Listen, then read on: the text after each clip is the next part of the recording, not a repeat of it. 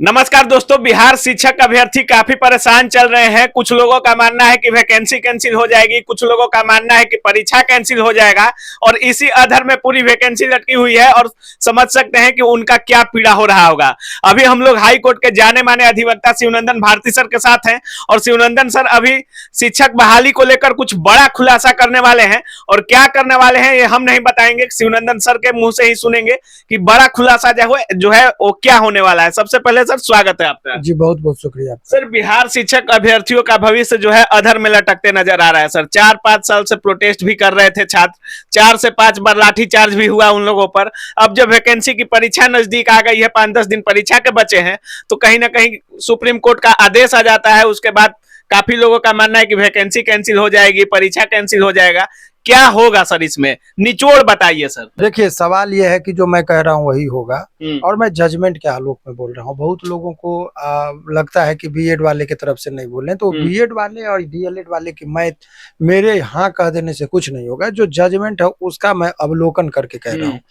तो अब इसमें 2-3 बातें, बहुत सारे लोगों को ये मन में ये है कि बीपीएससी के चेयरमैन साहब का ट्वीट मुझे सोचने पर मजबूर कर दिया कि आखिर वो इतने आत्मविश्वास से कह रहे हैं कि एग्जाम अपने समय पर ही लिया जाएगा और ये जो निर्णय है वो पूर्व के निर्णय वाले एग्जाम पर लागू नहीं होता है और ये तो अभी ले रहे हैं, बाद वाले एग्जाम पर तो इस सब का कोई असर नहीं होगा। हाँ, तो मैंने बहुत सारे की जजमेंट एग्जाम रोकने के मूड में नहीं नहीं, और उन्होंने रीजन दिया कि ये जजमेंट का वो 4 लाइन में बहुत चीज का है। उनका ये पहला जजमेंट वो ट्वीट का मतलब था कि डिस्क्वालिफिकेशन और एग्जाम को ऑन टाइम लेना ये दोनों अलग अलग चीजें हैं।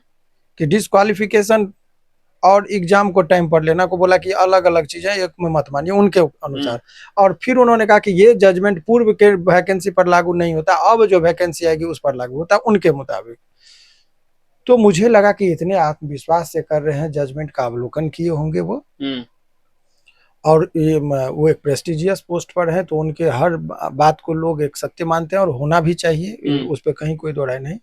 लेकिन मुझे जब वो जजमेंट उनके ट्वीट के बाद पुनः मैंने सारे चीज़ों को अवलोकन किया, हिंदी में भी जजमेंट को मंगाया, मूल पिटीशन को मैंने सुप्रीम कोर्ट से मंगाया, एक एक चीज को कि आखिर कहाँ ये है, क्या है। तो टोटल इसके आधार पर मैं दावे के साथ कह रहा हूँ कि जजमेंट को उन्होंने अवलोकन नहीं किए हैं और बिना अवलोकन के उनका ट्वीट था और उसका मैं 2-3 प्रमाण देता हूँ। सबसे पहले ये कह देना कि ये जो आदेश है इसका पूर्व के माने इस वैकेंसी पर लागू नहीं होगा, तो इस वैकेंसी का 6ठे चरण पर भी लागू हो रहा है। पहली बात तो ये। अच्छा। और ये कहीं कोई दो राय नहीं, 6ठे चरण में जो बीएड के अभ्यर्थी, मतलब सुप्रीम कोर्ट का आदेश ना सर, 6ठे चरण पे, 6ठे चरण का जो ये जो आदेश आया है वो 6ठे चरण के जो शिक्षक बन चुके हैं बीएड वाले और जिनको वो इसमें 1 से 5वीं तक में वो शिक्षक के तौर पर काम कर रहे हैं, उनकी भी नौकरी खतरे में आ गई इस जजमेंट के बाद। अच्छा।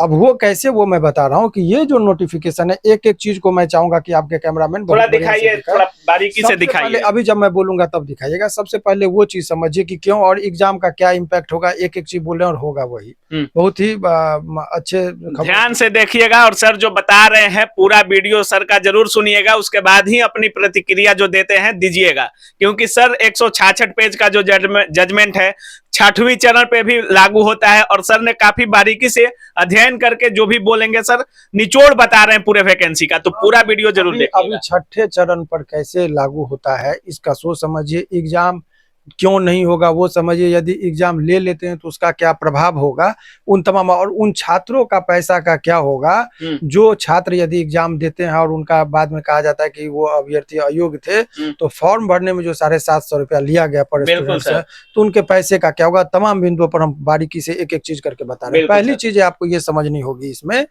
कि ये जो चेयरमैन साहब का कहना है कि ये मामले राजस्थान से रिलेटेड हैं, बिहार से कोई मामला नहीं था। तो आपको जानकारी के लिए बता दें कि ये जो ऑर्डर आया है इसमें बिहार भी पार्टी थी और ऑर्डर शीट के पैराग्राफ 4 में स्पष्ट तरीके से बिहार और उत्तर प्रदेश का जिक्र है। और वो जिक्र क्यों है कि ये इस जजमेंट में सर, जजमेंट में वो एक एक चीज बता रहा हूँ। ये जो पिटीशन सुना गया था, जजमेंट की कॉपी है हमारे पास, वो भी हम आपको बताएंगे।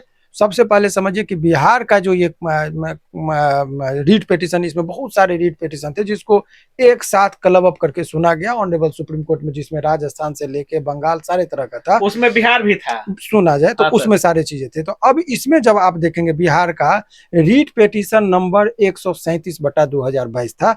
इसको आप दिखाएंगे और उन्होंने जजमेंट में ऑनरेबल सुप्रीम कोर्ट ने कहा कि all this matters shall be heard together, any step taken. देखिए 137/2022 जो है, आप 137/2022 के बारे में आप लोगों को आपको लगेगा 137 बटा की ये बिहार के संदर्भ में कैसे है, तो उसका प्रमाण आप देखिए, यहाँ पर हमारे पास कॉपी है।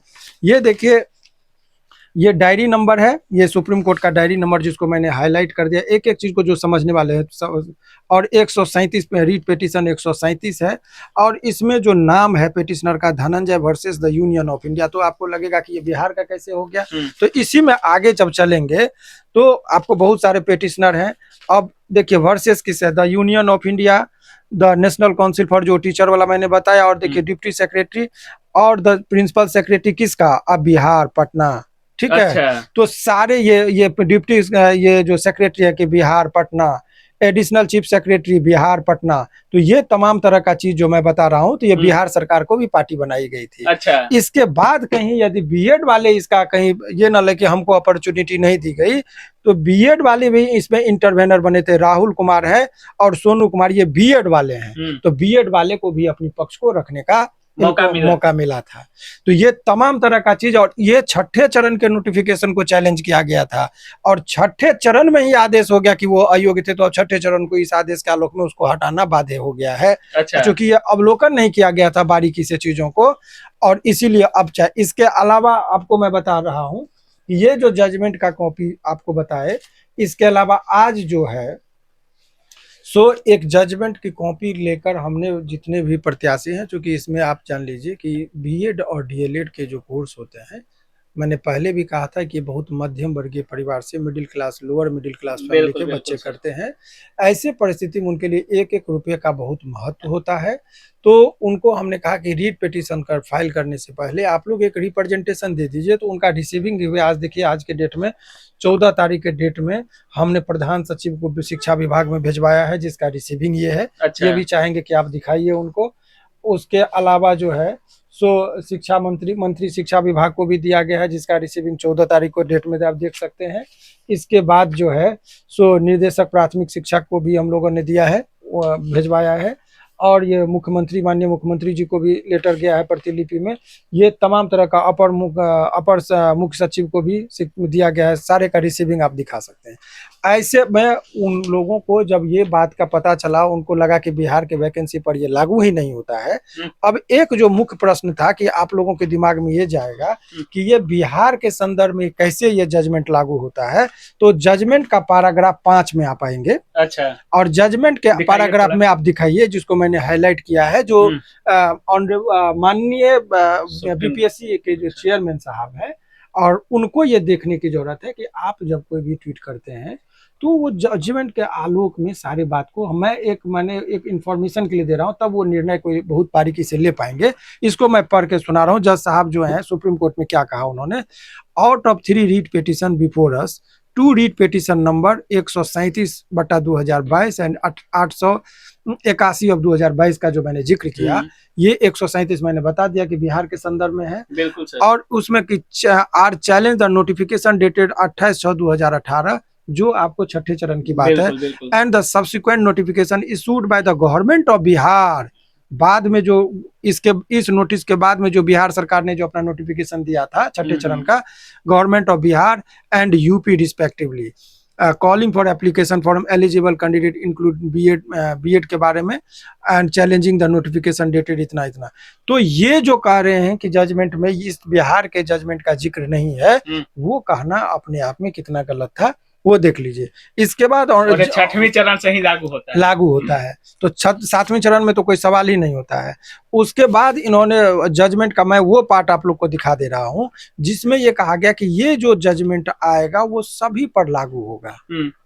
सभी रीट पिटीशन के आलोक में, और बहुत सारे रीट पिटीशन थे इसमें जिसको लोग आपको दिखाने के लिए मैं बता रहा हूं, आप दिखाना चाहें तो दिखाइए।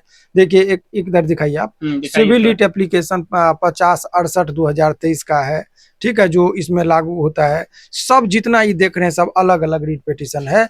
इसी प्रकार आप बढ़ते जाएंगे, सब ये अलग अलग है जो हर अलग अलग स्टेट के बारे में है।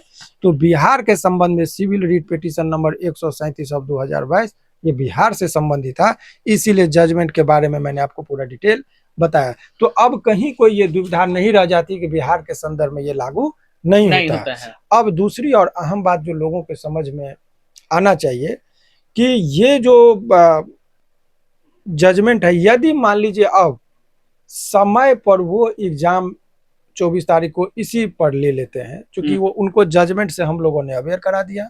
ऑन पेपर हो सकता था कि वो कहते कि इस जजमेंट से हम लोग को अवेयर नहीं थे, हाँ। अब हम लोगों ने रिटेन में उनको अवगत करा दिया, रिसीविंग हो गया। अब यदि वो समय पर ले लेते हैं तो सुप्रीम कोर्ट के आदेश का अवहेलना हुआ। अच्छा, तो वो अवहेलना कब होगा? जब वो एग्जाम ले लेंगे तब। तो अब एग्जाम जब ले लेंगे तो 24 को तो हमारा कॉज ऑफ एक्शन अराइज होगा 25 को, क्योंकि 24 को जैसे ही आपने एग्जाम ले लिया उससे पहले हम जाएंगे सुप्रीम कोर्ट में, तो ऑनरेबल सुप्रीम कोर्ट कहेंगे कि अभी तो अवहेलना किया नहीं, एग्जाम तो लिया नहीं। तो हम लोगों को भी इंतजार करना है 24 का। अच्छा। 24 बीतेगा। और ये आपको और एक मैं डिस्क्लोज कर रहा हूँ, इसी केस में 7वें चरण को भी चैलेंज किया गया है, जो ऑनरेबल सुप्रीम कोर्ट में पेंडिंग है, और 28 की उनकी सुनवाई थी। अच्छा, 28 को सुनवाई है। तो इधर से ये बातें की गई कि भाई 28 को जो सुनवाई है तो हम लोग मेंशन करके देखते हैं कि एग्जाम लेने जा रही है। तो उन्होंने कहा ऑनरेबल सुप्रीम कोर्ट का, ये हालांकि ये ऑन रिकॉर्ड बात नहीं, वहां पर जो बातें कम्युनिकेट हुई मेंशन रिजेक्ट करने से पहले कि अभी नहीं, तो उसमें यही कहा गया कि यदि वो एग्जाम ले लेते हैं तो मैं एग्जाम को रद्द करूंगा। अभी आप 28 को, ये 28 से पहले क्यों सुनूं? उनको जो करना है आपने अवगत करा दिया 28 को।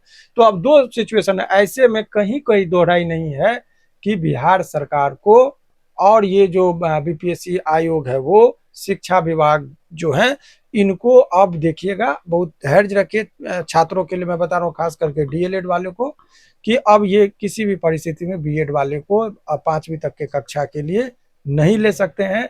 और एक खतरे की घंटी है कि ये जो है सो जो 6ठे चरण में जो बीएड के शिक्षक हो गए हैं, कहीं ना कहीं इनके भी नौकरी पर ग्रहण लगता हुआ नजर आ रहा है। सर का साफ कहना है कि जो सुप्रीम कोर्ट का आदेश है उसमें लोग कह रहे थे कि बिहार का जिक्र नहीं है, लेकिन बिहार का भी उसमें जिक्र है, और बिहार का जिक्र 6ठवें चरण के वैकेंसी सही है। जो लोग कह रहे हैं कि बिहार ये जो वैकेंसी है, जिस तरह से बिहार शिक्षा विभाग ने और बीपीएससी ने जिस तरह से नोटिस दिया था उसी तरह होगा, तो ये गलत है। बिहार सुप्रीम कोर्ट के आदेश में बिहार और उत्तर प्रदेश का भी जिक्र है और 6ठवें चरण से ही जिक्र है। अच्छा सर, विद्यार्थियों के मन में कुछ सवाल है सर। विद्यार्थियों को मैं डाटा के साथ बात कर रहा हूँ ताकि कहीं कोई कंफ्यूजन नहीं, इसलिए मैंने नोट्स बना रखा है। बहुत लोगों को लगेगा कि सर ये 28 को जो सुनवाई होने वाली है सुप्रीम कोर्ट में, आप साइट पर जाइए और उस साइट के माध्यम से रीट पिटीशन नंबर 661/23 है, जिसमें चैलेंज किया गया है 7वें चरण को, जिसको 28 तारीख की सुनवाई है। आप चाहेंगे तो साइट पर आपको मिल जाएगा। सुप्रीम कोर्ट का केस नंबर मैंने बता दिया, WP 661/23। अब एक बहुत ही जो डाटाबेस में बात कर रहा हूँ, अभी जो आप इसमें देखेंगे कि 750 रुपया जो है सो माने इसमें टोटल जो अभी सीट था, शुल्क लिया गया था। तो उसमें अभी आप टोटल नंबर ऑफ जो देखेंगे तो आपको 4,90,000 जो है टोटल बीएड वाले जो हैं 4,90,000। ये इसमें से फिर आप देखेंगे कि ये जो टोटल नंबर जो अभी छात्र फॉर्म भरे हैं 5वीं कक्षा तक की बात मैं कह रहा हूँ, 7,50,000। अभी 7,50,000 लोगों से टोटल कितना पैसा लिया गया? 750। उसको यदि आप जोड़ते हैं तो ये 36 करोड़ 70 लाख रुपया के आसपास आता है। अच्छा, तो 36 करोड़ यानी कि लगभग 37 करोड़ रुपया जो है जो उस छात्रों का गया, यदि एग्जाम आप कैंसिल करा देते तो उनको पैसा तो रिटर्न होना चाहिए। बिल्कुल होना चाहिए, क्योंकि वो कोई आदमी 700 रुपया ठीक है बड़े लोगों के लिए नहीं, लेकिन उस गरीब आदमी जो ट्यूशन पढ़ाता है 500 रुपया पूरा एक महीना पढ़ाता है, तो एगो बच्चा उसको 500 देता है, ऐसे तबके के लोगों का ये जो 37 करोड़ रुपया फंस गया, उसका क्या होगा। तो इस पर भी हम लोग एक जनहित याचिका दायर करवा रहे हैं कि इस परिस्थिति में उन छात्रों का भी पैसा रिटर्न होना चाहिए। तो ये सब तमाम तरह का लॉ पॉइंट इसमें इन्वॉल्व है, और जो पूरा डाटाबेस मैंने आपको बता दिया। और छठे चरण की बहाली में एक चीज और आप जान लीजिए कि छठे चरण की जो बहाली हुई थी, तो जब ये छठे चरण पे ही लागू हो गया, तो छठे चरण में टोटल जो सीट थी 94,000 में से 43,000 शिक्षकों की बहाली हुई थी। बिल्कुल सर। और उसमें से अब जो 36,000 के आसपास बच गया था, तो 36,000 जो बच गया, तो छठे चरण के ही इस आदेश के मुताबिक जब निरस्त हो गया, और वो 36,000 जो बच गया, तो उसको अब किस नियमावली से आप एग्जाम ले रहे हैं? बीपीएससी के माध्यम से। तो ये भी इनके लिए इस ऑर्डर के लाइट में भाई कि 36,000 को कैसे आप बीपीएससी के नए चरण के मुताबिक आप ले रहे हैं इसको डीएल। तो ये बहुत सारी चीजें हैं अभी इसमें जो कॉम्प्लिकेशन है। अब मूल बातें फिर से मैं उस पर एक संक्षिप्त में बात बता दूं, जो इस वैकेंसी के बारे में, इस वैकेंसी के बारे में बहुत लोग जानते हैं कि डीएलएड वाले कम पढ़ लिख कर ज्यादा योग्य माने गए और बीएड वाले को कम माना जा रहा है। वो ऐसा क्यों? तो इसके लिए मैंने बता दिया कि वो जो कोर्स है डीएलएड का, वो डीएलएड के कोर्स में बच्चों को 5वीं कक्षा तक के बच्चों का पढ़ाने का जो शैली होता है, वो मान लीजिए साइकोलॉजिकल एस्पेक्ट से डांस करके, गाकर, इशारा करके पढ़ाने की जो तरीका होता है, वो केवल डीएलएड कोर्स में है। बीएड में जो है सो उससे ऊपर के बच्चे जो थोड़ा बहुत मैच्योर माइंड के हैं उनके लिए है। तो यहाँ पर जो बताया गया कि ऑनरेबल सुप्रीम कोर्ट ने कहा कि शिक्षा के अधिकार में केवल मुफ्त शिक्षा की बात नहीं कही गई 6 वर्ष से 14 वर्ष के बच्चे, गुणवत्तापूर्ण शिक्षा। और गुणवत्तापूर्ण का मतलब शिक्षक गुणवान होना चाहिए, एलिजिबल होना चाहिए। तो एलिजिबल का मतलब केवल योग्य नहीं कि पीएचडी होल्डर को आप प्राथमिक विद्यालय में पढ़ाने के लिए भेज दीजिए, उस बच्चे को क्या सूट कर रहा है उस पर जरूरी है। तो आप एक चीज जान लीजिए कि साइकिल का काम हवाई जहाज नहीं कर सकता है। एरोप्लेन आसमान में जब आपको तीव्र गति से जाना है तो जाइएगा, धरती पर आइएगा तो आपको साइकिल ही काम करेगा। तो आसमान के लिए साइकिल सूट नहीं कर सकता है और धरती के लिए एरोप्लेन सूट नहीं कर सकता है। तो इसीलिए बीएड वाले जो है सो यहाँ डीएलएड वाले कोर्स में जितने चीजों का संग्रह किया गया उसके लिए सूट नहीं कर सकता है। हिंदी का भी चूंकि लोगों को कंफ्यूजन था, तो इंग्लिश का जो जजमेंट है ये, इसके अलावा हमने हिंदी में भी उसको हाईलाइट कर दिया इसी पॉइंट को कि देखिए, अधिनियम अर्थात अधिकार, इधर लाइए, अधिनियम अर्थात शिक्षा का अधिकार अधिनियम द्वारा प्राप्त किया जाना है, जो देना है बच्चों को न केवल निःशुल्क एवं अनिवार्य बल्कि गुणवत्तापूर्ण भी शिक्षा। इस चीज को उन्होंने हाईलाइट करके बताया है। तो ऐसे परिस्थिति में आप ये कह सकते हैं कि ये जो चीजें हैं वो कहीं ना कहीं अब एग्जाम यदि ले भी लेते हैं तो कंटेम्प्ट ऑफ कोर्ट का मामला बनेगा। और ये 28 को सुनवाई है, तो यदि 24 को एग्जाम लेते हैं तो ऑनरेबल सुप्रीम कोर्ट में 28 को ही ये एग्जाम का निरस्त होने की पूरी संभावना है। विद्यार्थियों के मन में कुछ सवाल चल रहे हैं, हम डायरेक्ट आपसे पूछना चाह रहे हैं, हाँ या ना में भी जवाब दे सकते हैं सर। बीपीएससी द्वारा एडमिट कार्ड जारी कर दिया गया है, क्या ये परीक्षा होगी या नहीं होगी? देखिए, परीक्षा के रिगार्डिंग मेरा जो जितना प्रूडेंस कर रहा है, लास्ट मोमेंट पर परीक्षा का डेट कैंसिल होगा। हाँ, लास्ट डेट पर। क्या ये लास्ट मोमेंट में मैं बता रहा हूँ, लास्ट मोमेंट पे क्यों, उसके पीछे भी लॉजिक है। आप लॉजिक दे चुके हैं? नहीं, लॉजिक मैं दूसरा दे रहा हूँ। ये जजमेंट का अवलोकन जैसे मैं आपको व्याख्या करके बता रहा हूँ, तो शिक्षा विभाग के भी हैं, और बिहार सरकार के पास जो सबसे बड़े कानूनी सलाहकार होते हैं वो एडवोकेट जनरल होते हैं। बिल्कुल। और कहना नहीं चाहिए, एडवोकेट जनरल साहब का जब रिकमेंडेशन जाएगा पूरे अवलोकन के बाद, तब आपको पता चल जाएगा कि इस जजमेंट में क्या त्रुटि, चूंकि उनके तरफ से ये सही चीज गया नहीं है। तो लास्ट मोमेंट में भी एग्जाम, चूंकि वो अब ये पता चल जाएगा कि ये एग्जाम यदि उसके कंट्राविन में लेते हैं तो ये सुप्रीम कोर्ट के आदेश का अवहेलना होगा। और आपको बता रहे कि इनके कोटेशन का, उन्होंने जो कहा कि ये पूर्व के एग्जाम पे लागू नहीं होता है तो इनके उस ट्वीट का भी वो प्रिंट आउट निकालकर ऑनरेबल सुप्रीम कोर्ट के फाइल में लगाने की तैयारी चल रही है। अच्छा। और वो मंगा लिया गया है, वो 28 में इस बात पर भी होगी, जो बीपीएससी के चेयरमैन ट्वीट किए हैं, हाँ, कि ये इसका ये लागू नहीं होता है, तो इससे ये इसको स्ट्रेटजी बना करके वहां पर रोका जाए। तो इनके इस ट्वीट का भी कि ये आपके आदेश ये थे छठे चरण के लिए और 7वें चरण पर ये भी नहीं मान रहे हैं, और उनके जो ट्विटर हैंडल है उससे ट्वीट किया जा रहा है इनके द्वारा कि इस पे लागू, तो इनको वहां पर जो सारे चीजों को इनका प्रिंट आउट निकाल के अब वो लगाया जा रहा है। इसके बाद कंटेम्प्ट के मामले अच्छा। बनेंगे एक तो वो सवाल देखा और है जाएगा। सर, ये तो परीक्षा की बात होगी, क्या ये पूरी वैकेंसी जिस तरह से नोटिफिकेशन बिहार सरकार दिया था उसी तरह से सुचारू रहेगा? नहीं, नोटिफिकेशन जो आया है हम्म। इस आदेश के बाद, चूंकि छठे चरण के भी नोटिफिकेशन को चैलेंज किया गया था, उस पे ये लागू हो गया, तो बाद के नोटिफिकेशन को स्वतः जो है सो कैंसिल होना स्वाभाविक है। अच्छा। तो उसमें बीएड वाले जो हैं सो छठे चरण तक के लिए जो है सो एलिजिबल, सॉरी पांचवें कक्षा 1 to 5 तक, 1 to 5 तक के छात्रों के लिए एलिजिबल नहीं है। मतलब इस वैकेंसी पर पूरी तरह से संकट मंडरा गया है सर, कहीं कोई दो राय नहीं है इस बात में, निरस्त हो सकती है। निश्चित तौर पर। चलिए, तो सर का साफ मानना है कि ये वैकेंसी जो है सुप्रीम कोर्ट का जो आदेश है वो छठवें चरण से ही लागू होता है, चूंकि सातवें चरण में 1,71,461 पद हैं।